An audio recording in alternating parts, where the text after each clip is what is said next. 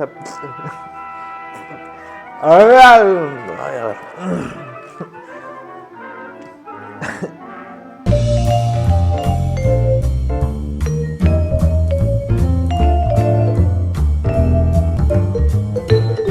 En 1931, Drácula postuló las bases para que el horror sonoro cobrara vida, y con resultados increíbles en la taquilla de Estados Unidos. Y no solamente eso, sino que también generó una carrera por parte de los demás estudios para intentar aproximarse al género que veían pues ahora como demasiado rentable. Y todo esto pues no era lo mismo para Todd Browning. Ya va como 2 semanas en donde hablamos de directores miserables. Browning dirigió Drácula sin mucho afán y es notoria la sequedad con la que terminó el proyecto, del que si somos honestos prevalece la fotografía de Karl Freund y Bela Lugosi, lo cual es bastante desconcertante porque Browning pues no es que era mal director. Quizás haya un elemento de deteste considerando que Drácula era una película que originalmente tenía contemplada pues para que su amigo Lon Chaney pues la actuase, quien había fallecido a un cáncer de pulmón que lo acabó demasiado pronto durante la producción, durante los esfuerzos de hacer Drácula. Y es que al final de cuentas Browning era una persona con problemas de todo tipo que se encontraba en recuperación. Fue fiestero, alcohólico e infiel, cosas que ocasionalmente le arruinaron casi la carrera y que ahora que encontraba un punto de optimismo pues recibía lo contrario por parte de la realidad. Estos golpes muy duros. Browning, estando bajo contrato en Universal, filmó otra película para el estudio titulada El Hombre de Hierro, sin mucho éxito de taquilla, y terminaría volviendo a MGM, cosa que el estudio, como previamente mencioné, quería capitalizar en la concepción del horror que ahora, pues para sus ojos era lo mejor, porque ahora obtenían la vorágine de esto en sus filas creativas. Y Browning accedió en cierta forma, si querían horror, eso iban a obtener.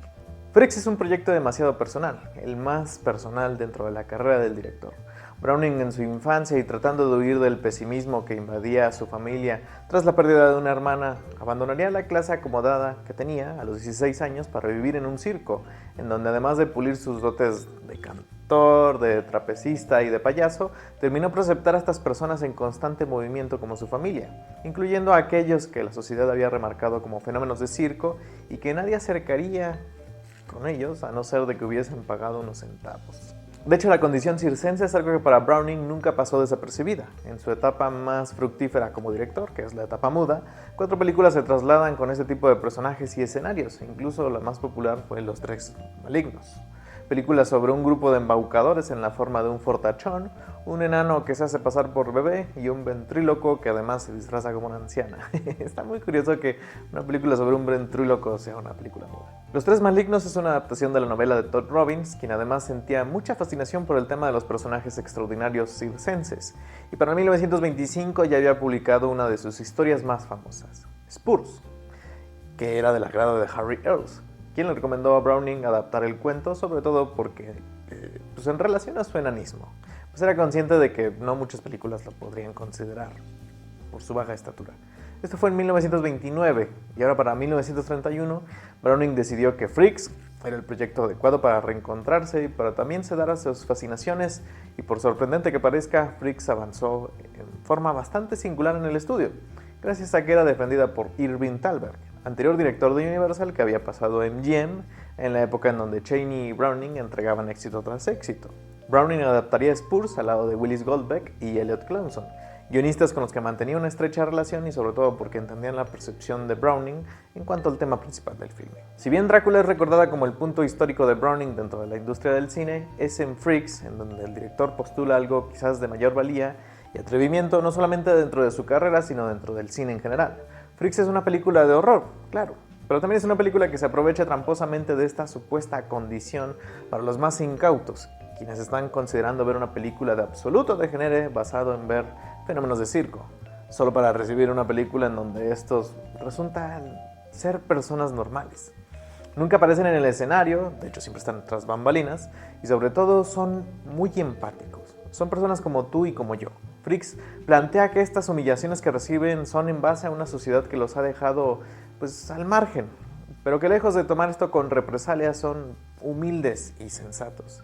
Es en este planteamiento de la vida cotidiana bastante cómico y, a decir verdad, enternecedor, porque los personajes se representan ante la cámara mostrando sus habilidades casi siempre en relación para hacer prevalente el desconcierto de gente que podría mencionarse como normal.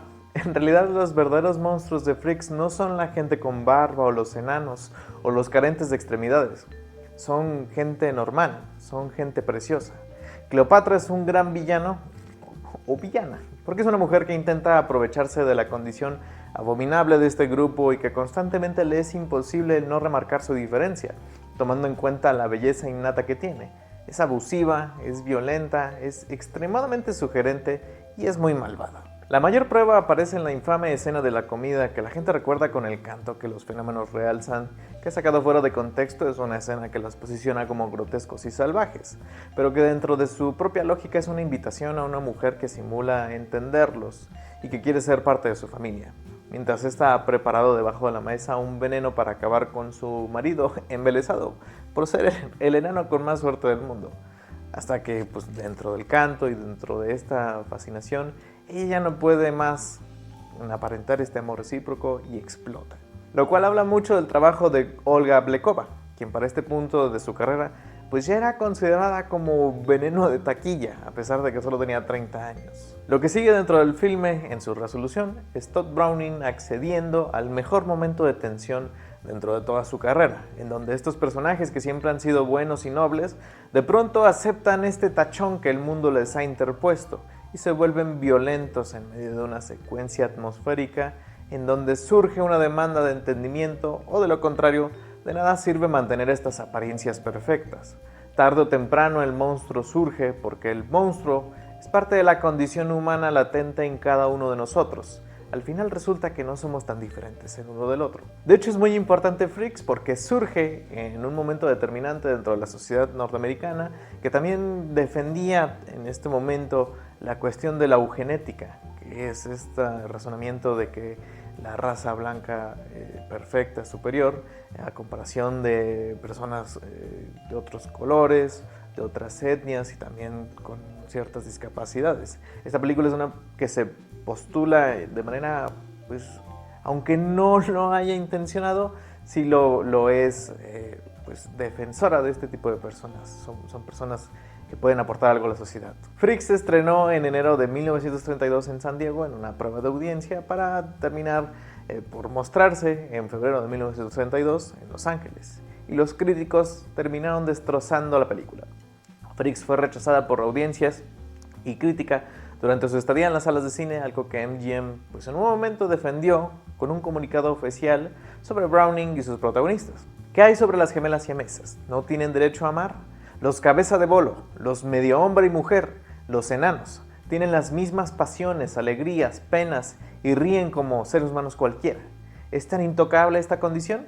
Porque también entra esto en conflicto con la primera campaña por parte de MGM por Freaks, en donde aparecían las historias populares de mujeres corriendo despavoridas de la sala de cine, incluso una teniendo un aborto por el horror de la película. Quisieron copiar la campaña de Frankenstein y de Drácula, pero no les salió. Al final de esto no servía porque Freaks costó $310,000 y apenas obtuvo $4,000, haciendo que el estudio retirara de proyección la película en un suceso bastante raro del estudio. Freaks terminó prohibida por más de 30 años hasta que fue recuperada por la contracultura de los 60s, quienes veían en la película de Browning algo demasiado fresco a comparación de los tradicionalismos de Hollywood de ese tiempo. Esto pues, es muy inconexo con todo lo que se hacía. El cúmulo de problemas de Browning, sus problemas de alcoholismo, encima de no sentirse cómodo filmando películas sonoras, lo hicieron contemplar su retiro a pocos filmes, después de Freaks, volviéndose bastante reclusivo en su mansión de Beverly Hills y nunca volviendo a dar una entrevista o retrospectiva de su obra. De hecho, a su muerte, solo 2 meses después, en 1962, Freaks se proyectaría en el Festival de Cine de Venecia, en donde sería elogiada, y Tod Browning completamente desapercibido. Eso fue todo, no se olviden de checar la carta de la cultura en Zona Franca, aquí están mis redes sociales.